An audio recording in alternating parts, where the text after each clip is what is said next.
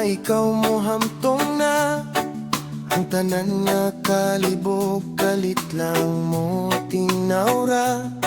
Masabtan na nimo nga nung hugot ang ilang mga gakos, nga sa matag dili nga'y gugmang nagantos.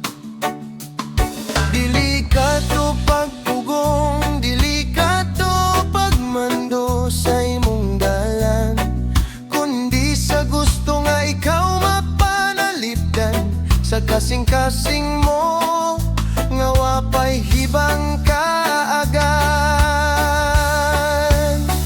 Kay ang tanan dili mahitungod sa pagpugong, kundi sa gugma nga walay sukod buhong. Gibantayan kanila bisan sa lahom nga kagabhion, aron ang kasakit nga ilang naagian, dili nimo masinati karon.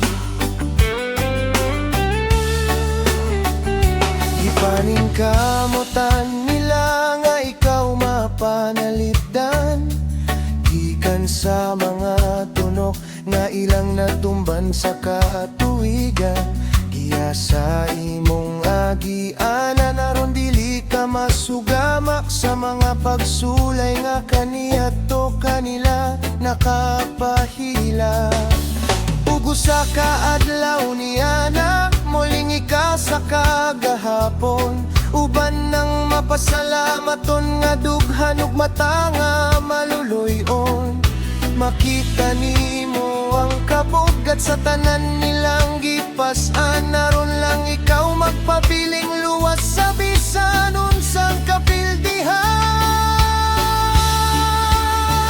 Kayang tanan dili mahitungod sa pagpugong, kundi sa gugma nga walay sukod buhong. Gibantayan kanila bisan sa lawom nga kagabhion, aron ang kasakit nga ilang naagian, dili nimo masinabi karon.